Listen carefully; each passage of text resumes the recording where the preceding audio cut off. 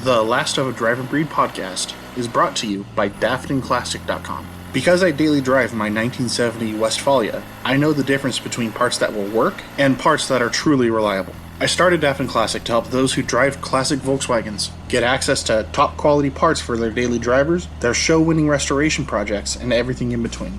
With locations in both Los Angeles, California, and Salem, Oregon, we are able to serve the VW community across the entire planet with personalized service and up-to-date technical advice that accounts for classic car ownership in the modern world. Visit us at www.daftonclassic.com.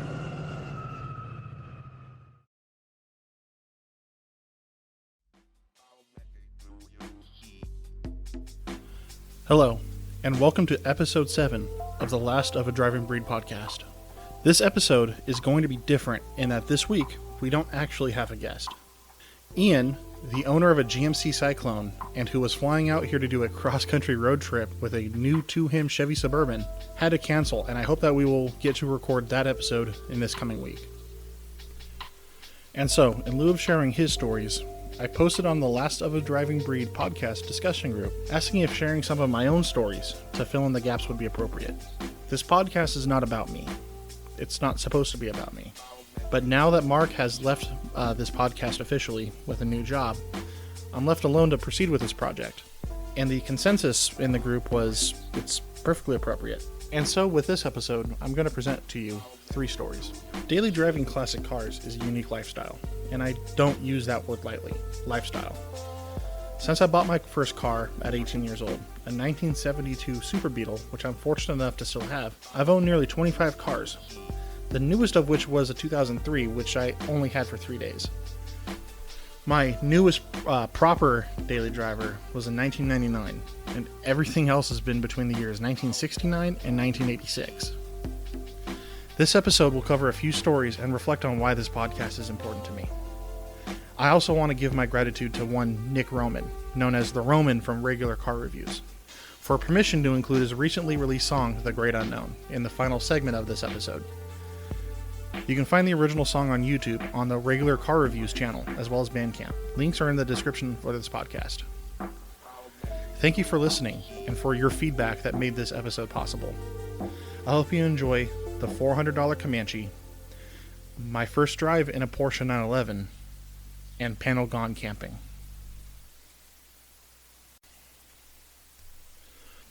The $400 Comanche.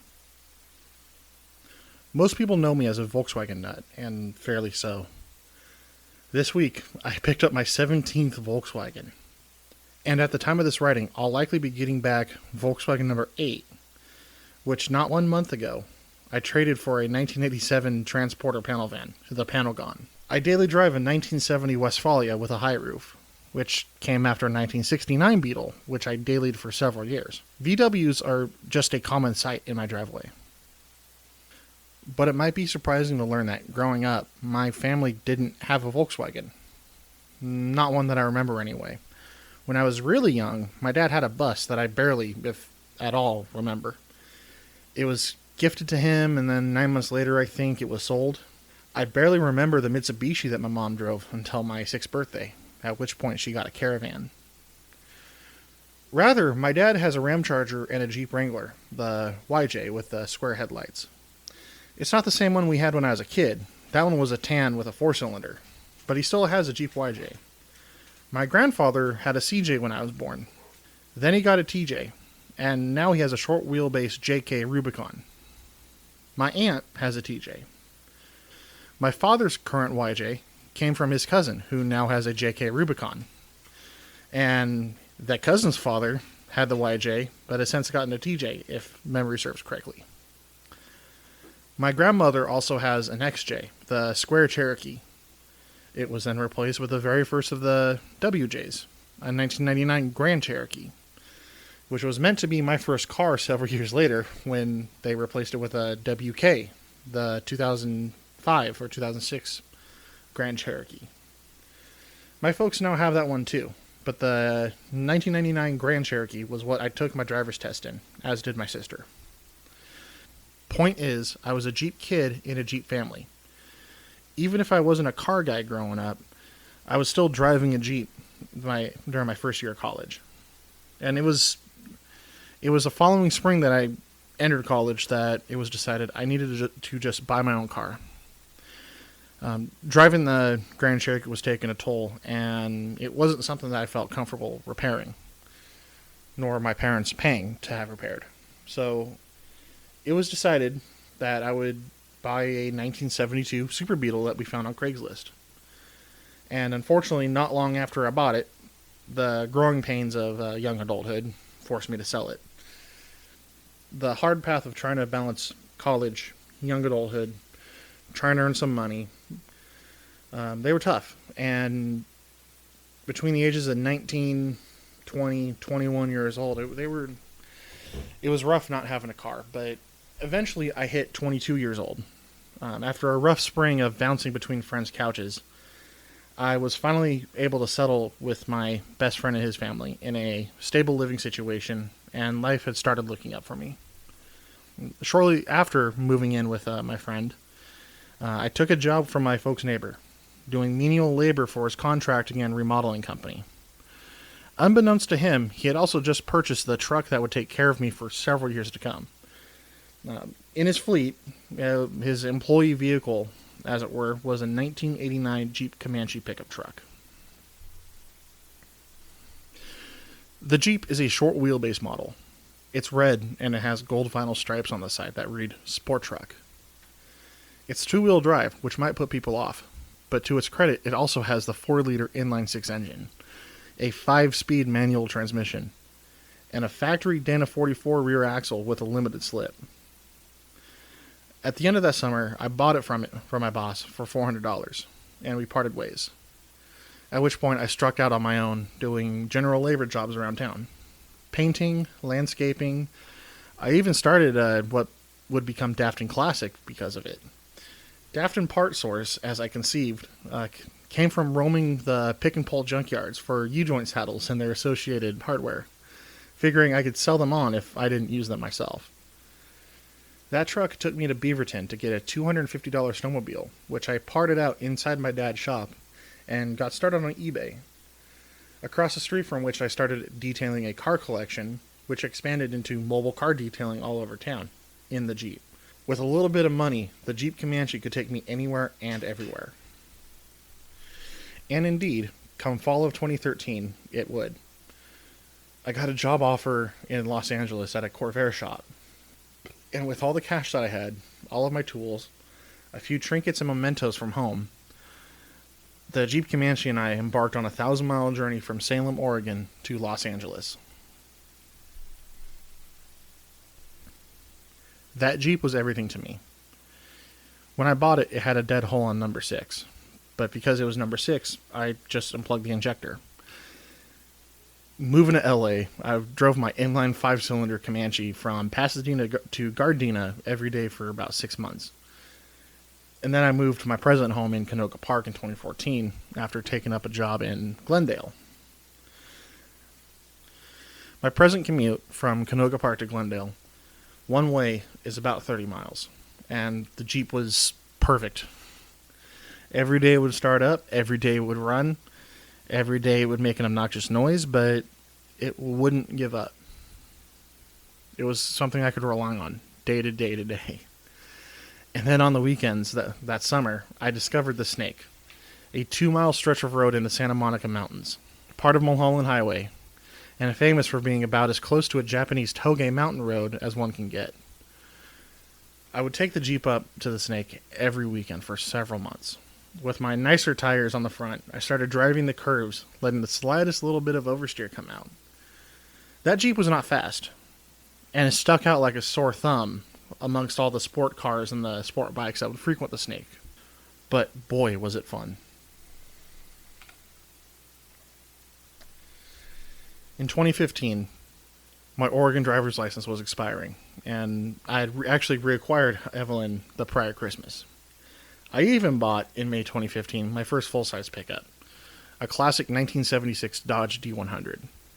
With 3 vehicles parked out front, an expiring license, and faced with having to get California insurance, It was time to get a California license, and the Jeep unfortunately stood no chance of ever passing an inspection in California, let alone passing smog.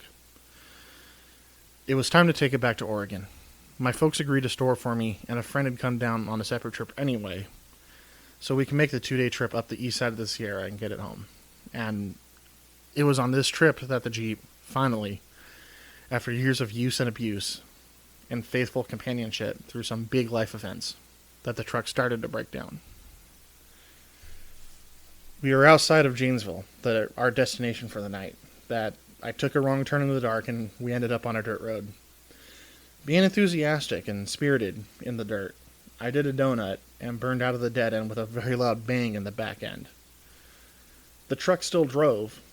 I can move it forward and move it backward, but not without lurching and crunching. Over the next 400 miles for the rest of the trip, the banging got louder and harder under a load going up and down the hills. And climbing up the grade out of Klamath Falls, there was another loud bang, and the skipping got worse. Those of you who have broken differentials can probably guess by now what happened. The ring gear, when we pulled the cover off after this ordeal, was missing 4 teeth and had several cracking ones. The pinion, I'm sure, was also rounding itself out, and the differential was just eating itself. Not out of a lack of fluid, but just under sheer stress. All those years of shock loading it were finally catching up, and the Jeep was finally breaking down for good.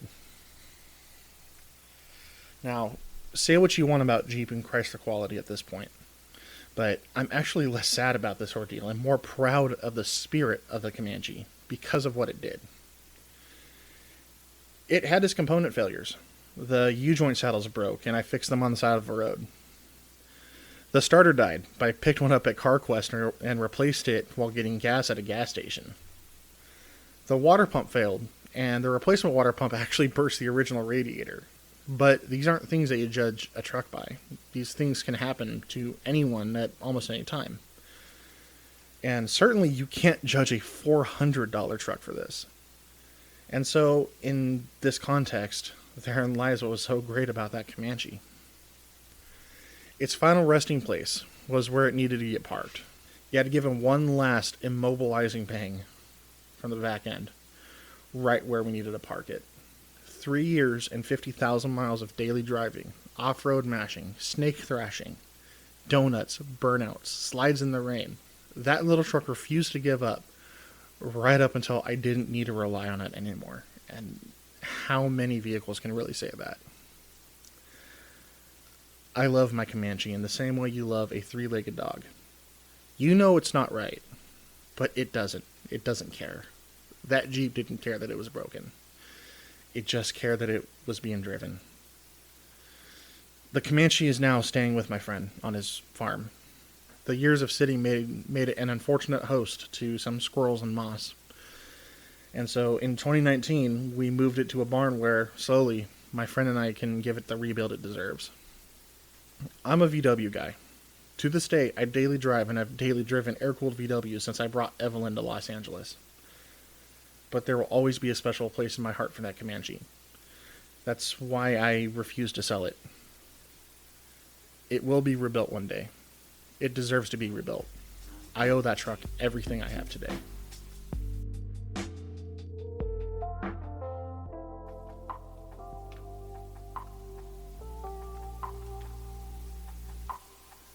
The first time I drove a 911. I wasn't particularly into cars growing up. Dad had his Ramcharger, so I could recite reasons why Dodges were better than Fords and Chevys. Aided by my mother driving a Dodge Caravan and then a Dodge Intrepid. A car that treated her very well, mind you. My first exposure to cars and car culture actually came in video games. We had Project Gotham Racing in the early 2000s, and then when I was in high school, the very first Forza Motorsport came out. Both games served as a break from Halo, but I still remember Dad telling me that I wouldn't like Forza. It was too realistic. My childhood wasn't full of wrenching on the weekends with my dad. I played a lot of video games. I did a lot of skateboarding as a kid. In high school, I was focused on video production and computer programming. But with video games, I got sucked into the racing simulator.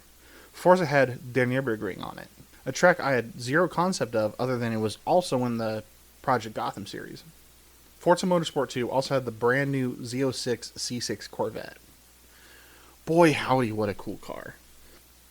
Le Mans Blue made it perfect, turning the exposed headlights into almost contrasting accents rather than just a piece of glass. I had seen Z06s in real life, with a small port in the hood denoting the top-end trim package from the flame red base model coupe that our neighbor had. There was something else about the Vette that put it aside from the other cars in the game. It was ethereal to me at 16 years old. I knew I had to have one. Okay, so what does this have to do with 911s? To be honest, I have no clue. Because I don't know where my love for the Porsches came from. It must have been in the games. Losing to 911s consistently that did it. The 997 was often touted in the forums I read as a rival to the Corvette, but with only 6 cylinders. How could this be? V8s are the best. How could a 6-cylinder be faster than a V8? Well, engineering and design, of course. Fast forward a couple more years, when I met Evelyn, the 1972 Super Beetle. Perhaps I got lucky in getting a Super Beetle with modern McPherson struts, making the driving of one far superior to the miniature truck suspension that other bugs have. The perception of sportiness with a 4-speed, rear-engine, rear-wheel drive car led Evelyn to be the perfect underdog race car in my head, even if no one else knew that they were racing me. There has to be something said about appreciating a low power and good handling in a car. It doesn't only build character, but it teaches ever so subtly about shift points, about throttle thresholds, about braking thresholds, about cornering to conserve inertia, and not depending on a powerful engine to get power through corners. It was driving the hills of West Salem that I started to understand what the books were talking about, why the engine was in the back. Traction, absolutely. But a benefit in a drivetrain that is built as a unit is that it responds so much better as a unit. And the suspension, which by this year Beetles had double jointed axles and a true independent rear suspension design, was designed to handle the weight going through the corners. I was still able to spin the car around, but not nearly like the rear-wheel drive American vehicles that I had driven.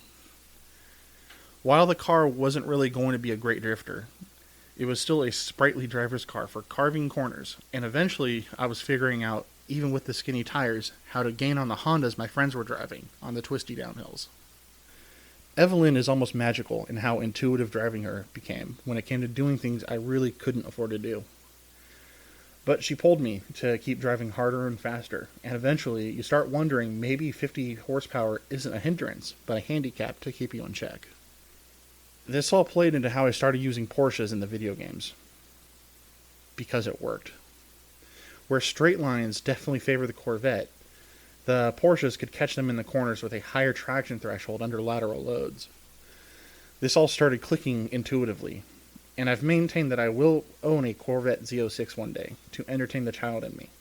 But a real man understands why Porsches drive better. Right about when I turned 23, my dad's personal workshop outgrew the small 2-bay he was renting, and he moved to a much larger, small warehouse. Plenty of room for him, but across the way was another building that was being leased by an older gentleman. His name is Paul, and in that building was this collection of roughly 25 cars, mostly classic American and Germans. My father and he started talking, and then I was invited in to come see the cars, and to start working for him by washing his cars. Paul was a very busy, very well-to-do man. He owned a winery. He is an internationally recognized coin collector, an avid cigar smoker, and he picked up cars from the Mecum auctions that he wanted, sat on them for a bit, and moved to sell them after appreciating some value. These cars were museum pieces, including a 1926 Ford Model A, a 1934 Packard Super 8, and a 1946 Cadillac. The first car that I got to drive after a long day of washing and waxing was naturally a Corvette. He had 4 of them, from a 1961 convertible to a 1966 Stingray with a 396 in green, and 2 C3s. For my choice, the green 66 it was. fulfilling that childhood dream of driving a Corvette. Even if it wasn't the C6, it still had 500 horsepower, and he still told me to punch it to clear out any carbon after a nice warm-up cruise. The clutch pedal didn't return on the upshift into fourth, but at 130 miles an hour, I wasn't concerned with that. The sheer straight line speed was like nothing I'd ever experienced before. I think we got up to about 140 when he said come back down. And fortunately, having driven the Comanche without its synchros, I managed to get the car back to Paul's shop without damaging the car. So, I think I had impressed him that day. The only new car, and I say new softly, in its collection was a 1996 Porsche 911 Cabriolet. The 993. The final air-cooled Porsche. This one had a 6-speed manual transmission and was painted in Guards Red with a black leather seats and chrome wheels. It was obviously well loved, with 60,000 miles on the odometer and some wear in the seat. The paint was spiderwebbed, very fine, light scratches from previous car washes in the clear coat. The front bumper had rock chips. This was a driver's 911, not just a collectible on display like many of the others. This car, Paul said, was the car he would trust to drive anywhere. Paul's winery was located in the northern hills between Salem and the small town of McMinnville. A gorgeous property, a full-time staff producing wine and shuffling visitors around. Paul lived in Portland and often drove down to put one of his cars on display at the winery, and one of his favorites to drive was his 1972 Oldsmobile 442. And finally, the day came when he needed to go get the 442 from the winery and bring it back to his shop. So he asked me which car we should go in. I had already settled my childhood dream of driving a Corvette. Now was the time to drive a 911. Top down, radio off, strapped in. I took us on a known route through the hills and felt the car out. When we arrived to the winery, Paul retrieved his Oldsmobile, and after some small talk with his staff, he came down the driveway in the Golden Land yacht. It had the original Olds 455 cubic inch engine and a 4-speed that Paul said was making about 500 horsepower and equal torque. This was a true muscle car, comparable with the Corvette, the kind that you won't keep up with in a straight line. But the road back to the shop was not a straight line. Paul was not afraid to lay into the power band, and the 911, with its 300 or so horses, didn't stand a chance. Every stop sign, he would light up the tires and launch. And peeling out isn't something that the Porsche has the power to do. But what the 911 lacked in raw torque, it more than made up for in traction, and by the time we were cruising through the windies, I was in the ride of my life. This air-cooled car had power to it, and was incredibly responsive to even the slightest inputs. Much like the Beetle, and nothing like the Corvettes. Even with the lower power output, the 911 was fast because it was intuitive. Because like the Beetle, and unlike most vehicles, the 911 became me. I became the 911. In the moment, every downshift for every corner was perfect. Every upshift clicked. The light steering, the immediate throttle response, the immediate braking response. I could almost feel every Porsche racing driver coaching me. The traction threshold was so high that I could feel, for the first time in my life, that I wasn't pushing the car to its limit. The 911 was pushing me to my limit, as the game with the 442 was no longer cat catching mouse. The game was, could the cat pounce past the mouse coming out of the corners, pitching in wide and carrying the inertia through every apex, and immediately opening up the engine and winding it out. The Porsche could brake later, rotate faster, and be on the gas sooner than the heavy 500 horsepower behemoth. And when we got back into town, a wave of fear and curiosity came over me. For those 15 minutes, I've been pulled from just spirited driving into a realm I've never been in before. Racing. Driving with a singular goal in mind, to be faster. And the 911 suddenly made perfect sense to me. Chances are you don't need me to tell you that 911s are fast. Everyone knows that they are. But to describe what that means is a different story. I'm not adverse to doing 100 miles an hour or more in many vehicles. I've been 155 miles an hour on an empty desert road in an M3. But speed isn't fast after you've driven a 911. Where fast in a Corvette is shifting into fourth gear on a highway at felony speeds, fast in a 911 is thinking 3 corners ahead and carving the perfect line through all 3 as a single action, where most people see 3 independent corners.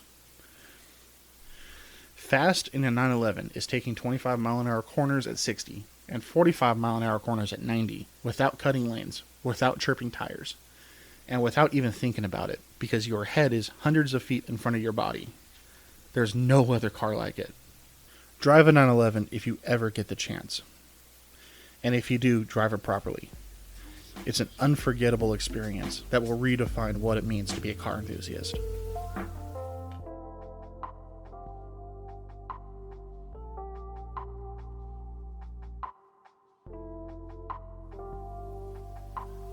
Panel Gone Camping.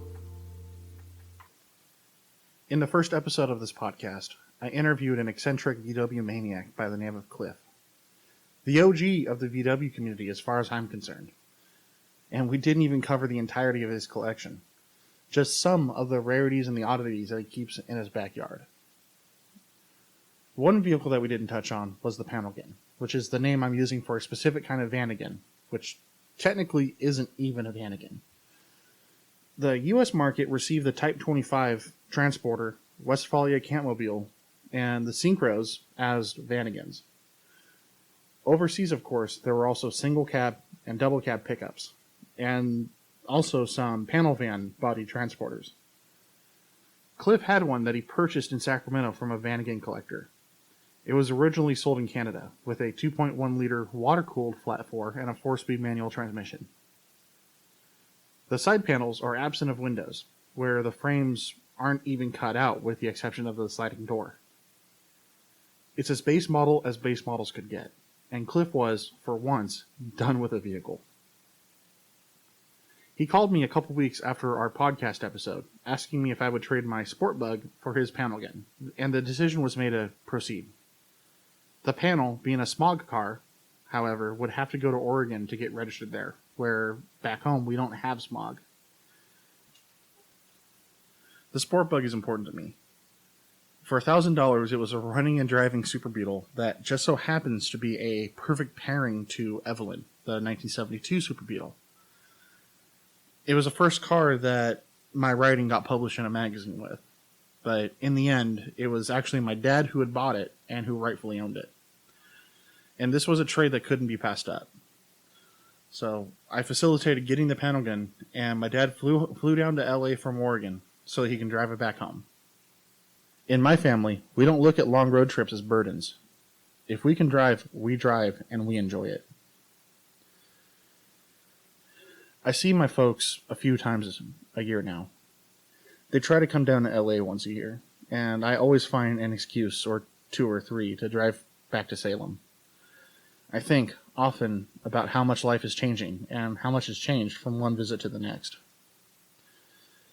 I just, for example, in my most recent trip up to Salem, had a heart-to-heart discussion about mental health and where my childhood wasn't lacking for love, but communication was so difficult that I disconnected from my family entirely. I grew up feeling trapped and alone, unable to talk to my own parents, and that led to striking out on my own, figuring out how to overcome these struggles. It's been nearly 8 years since coming to an understanding with my mind and my idiosyncrasies, and developing solutions to make up for my lacking communication and social skills. So, it's important not just to act like things are getting better, but to show to my parents that they really are getting better. Since leaving home with nowhere to go, I've bought a truck. I've started working. I found a path to Los Angeles. I figured out a job down here and a place to live. And I've replanted my roots in the dirt of the San Fernando Valley. I've started a business. I've taken my skills and built cars that make magazine covers. I've written about my experience of it and had those articles published and has to get republished. I get to send my parents and show them the magazines. I get to share all of this good news with them. I get to make phone calls with all the progress that I'm making with my work. But picking up my dad from the Burbank airport in my bus was a visceral experience that topped even having a magazine cover with my own car on it. That's my bus. I finally have a bus. A rare high roof Westphalia at that. The best of my preference for all the air-cooled buses. And I got to pick up my father in my bus. Driving down Buena Vista Street from Burbank Airport, he was geeking out over it too. It was very cool to him, and that's what mattered. We spent the following day chasing Volkswagen parts from friends who were leaving California and heading home themselves. My good friend in this case lost his father about a year ago and has since inherited his father's ranch. He now talks about how proud his father was and how he was able to make his father proud until the very end with these cars and his work with these cars. And I hope it made my dad proud. Wrapping up that day at Drivers Wanted, the founder and president of the club, my friend Walker, stepped down as president after 13 years of leading the club. And he nominated me to take it over. My dad took pictures of the club with Walker and me, and everyone else that was now in my club with my bus, and my dad's panel gun behind it. The whole day, silently wondering if this was enough progress to make my dad proud, and to make my mom proud when he told her what we were doing. To make my family proud that dropping out of college and taking a very rough road to get to where I am now, recently turning 30 with a dog and a house to take care of, and a day job and a business, and now a podcast to produce. Am I doing enough to make my dad proud? It sure seems so. The panel gun, for its part, needed a bit of help, and so the next day, Sunday, we decided we would both drive to San Luis Obispo to a VW parts store that specializes and reproduces impossible-to-find fuel injection parts for Vanagons. And so, with me in my bus and him in the panel gun, we drove up and found a place to camp in the hills outside of San Luis Obispo, where we would drive to, and for the first time since I was a kid, we would be camping together. In fact, I think this is the first time in my life that it was just the two of us camping. I like camping. I camped when I lived in Oregon, but living in LA really makes you like camping. It's something else down here. The spot we chose was up on a service road on the north side of downtown San Luis. No campfires here, but I had one of my restored Coleman stoves and some meat and some beer, and we just camped. We talked about life. We talked about Harley, my German Shepherd who just turned 2 years old and is going through his growing pains in this year of dog adolescence. We talked about wiring and what Cliff and previous owners of the panel gun might have done. We talked about traction and where my bus could go and where his bus can go. We talked about future camping trips. The setting was perfect. We were bus camping. We were panel gun camping. Having acquired a new ECU and airflow meter, installed them, test drove successfully, and seeing my father off, we parted ways the next day. It was way too short of a trip. But I had my podcast recording kit with me, and driving home, I told myself I wish I had recorded an episode with my dad for this podcast. But now, 2 weeks later, I'm actually satisfied with the decision to just live in those moments and not filter them with microphones. We will have plenty of time in the future, I hope, to record an episode for the side project of mine, to get his stories with his Volkswagen, his Ram Charger, and now his panel gun. But life is better when you just get out and enjoy it without these worries. I'm happy that the panel gun was able to deliver my dad back home, and hoping he's a little more proud of me than the last time he was here. My job now is to figure out what's next, so he can be a little more proud next time, too. Thank you for listening to The Last of a Driving Breed. It's been a long night, it'll be over soon. This too shall pass, as nights do. The thought of your face, another calm lake, the holiday games, the corny jokes that might have been made. Oh, thoughts about you, what echoes amount to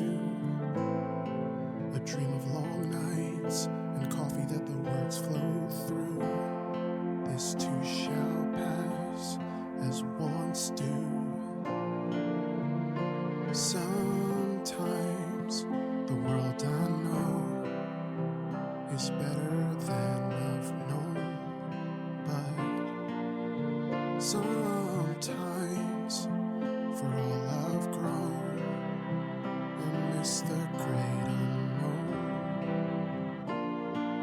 Fireside talks alone with a similar face to mine.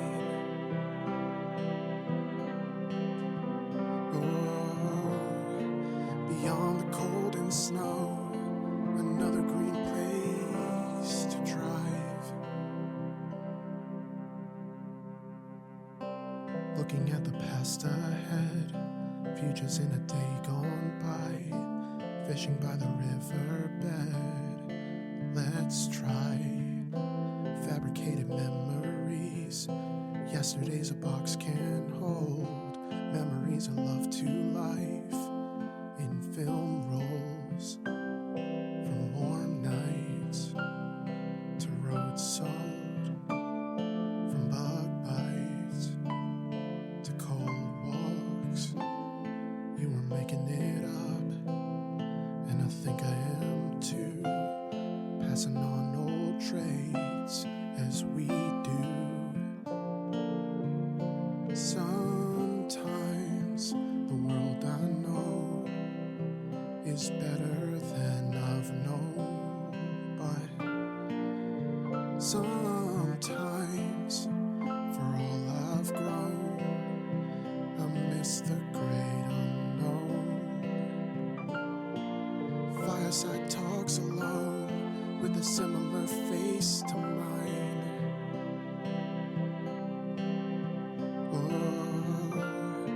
Beyond the cold and snow, another green place to drive.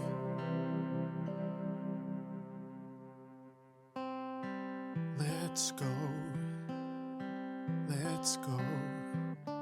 anywhere the dirt finds road. Let's go, anywhere the dirt finds road. Let's go, anywhere the dirt finds road.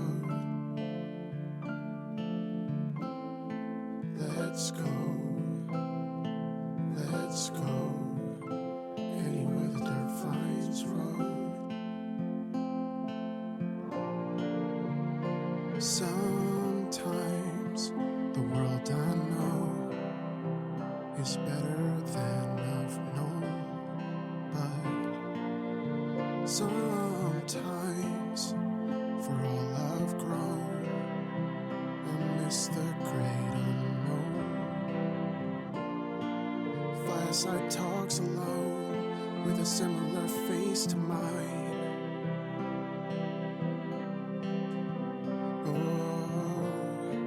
Beyond the cold and snow, another green place to drive.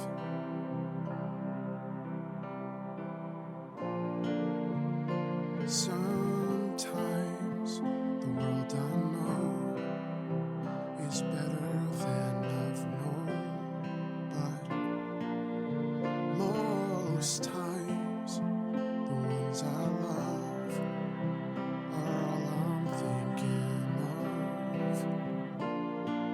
Fireside talks alone with a similar face to mine.